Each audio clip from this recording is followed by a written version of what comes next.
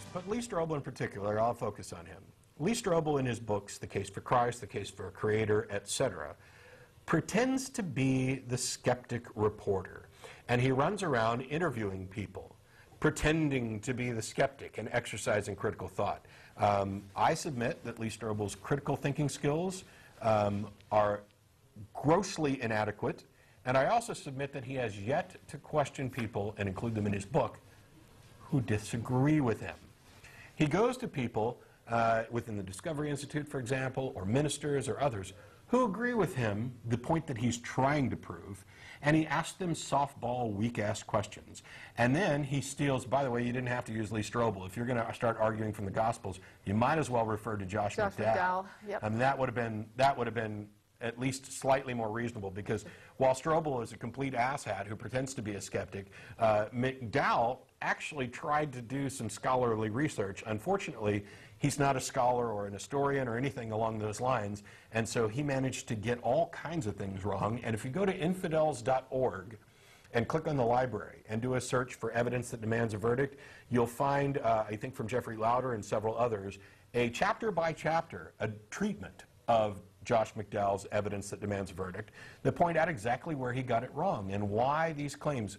And I've heard your claims before, and Alan, I used to believe them, and I used to advocate for Lee Strobel, and I used to advocate for Josh McDowell as these champions of apologists, and they, by preaching to me as the choir, kept me convinced. And it wasn't until I actually bothered to investigate whether or not their claims were true. It wasn't until I investigated what objections critical thinkers, atheists, free thinkers, and people from other religions, if you want to find out what's wrong with your religion, go ask somebody in another one, had launched with regard to these apologetics. It is absurd in the highest degree to come, yes, I realize the Bible isn't a single book. It's a collection of writing. First of all, it's absurd to claim that it's consistent. It's not. I mean, if you can't look at the different characters of God at different times in both the Old and New Testament and realize that there's no consistency there, the consistency is in your mind. The fulfilled prophecy is in your mind. The believability is in your mind. You go into it predisposed wanting to believe it. Oh, look, there's all these documents. What documents? There's not a single contemporary historical document outside of the Bible regarding Jesus at all.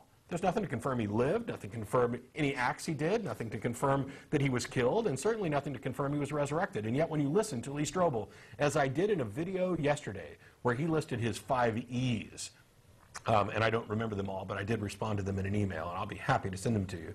One of his 5 E's that are supposed to be so convincing about Jesus is empty tomb.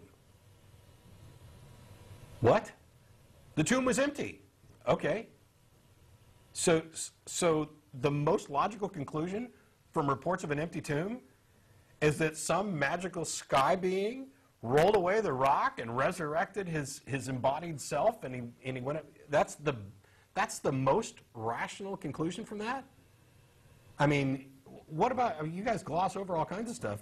One thing Tracy pointed out was this, you're reading along, and you're reading along in Matthew, and all of a sudden, and the bodies of the dead got up and walked around town, and then this happened. No, go back to that.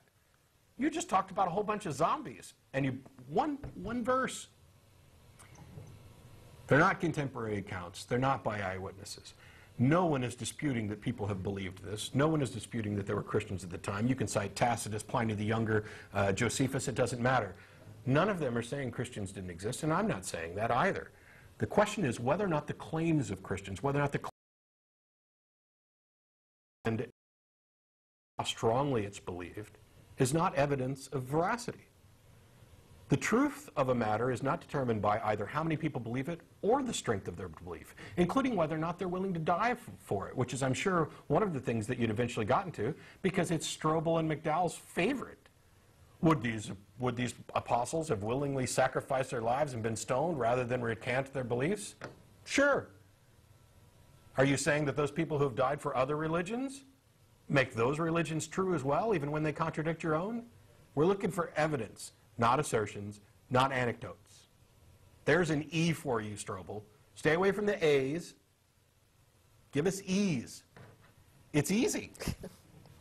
I have no... Look, gravity.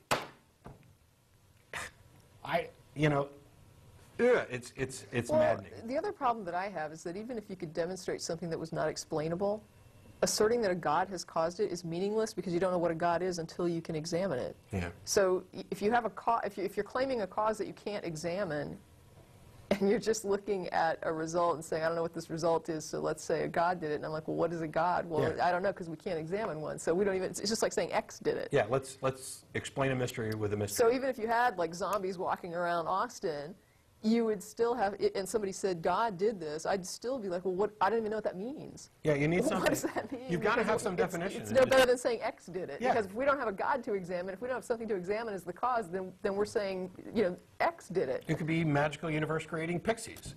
How is your understanding of God distinct from magical universe creating pixies, or magic man done it, whatever?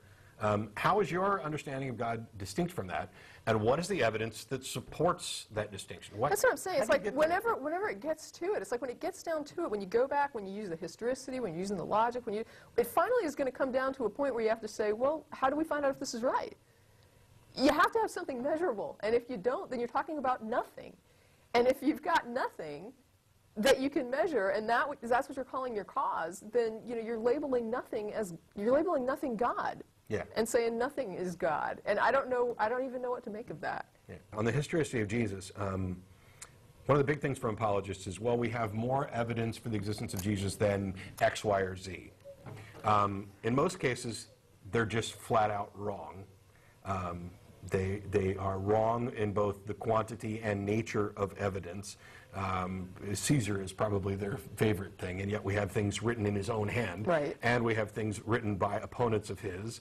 I'll usually take Socrates. Socrates, even though I think that Plato claims to have been to have known him personally. Right. But I mean, I'll even sometimes give him that. Oh, I'm fine. If you want to say like, Socrates, okay.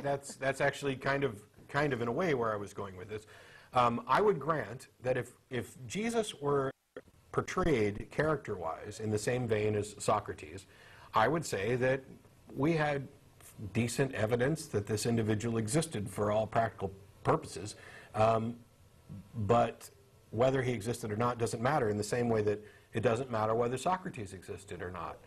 Whether he's a sock puppet of Plato's or a real person, there are words attributed to Socrates, and we can analyze them on their own merits to determine what their validity is. It's the arguments that matter. Yes. Yeah. And yet, but in Jesus' case, even if we had rock-hard evidence that the individual existed, and I'm not asserting that he didn't, I'm just pointing out legitimate exceptions, that his existence is not evidence of the miraculous feats attributed to him at all, any more than any other supposed miracle man. There are men living today that we can go and interview who are reported to have performed miracles all over the world. Miracle men, and people who claim to live off prana and sunlight and not eat for 10 months. Oh, it just drives me nuts, the credulity of people who will buy into this.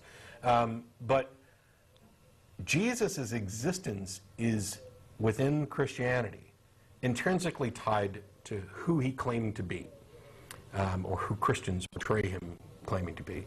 His miracles, the things that he did, his divinity.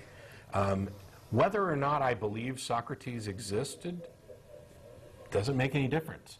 Whether or not I believe Jesus existed does, from a Christian perspective. You can't separate the two. But anyway, I've gone on way too long. Well, Yeah.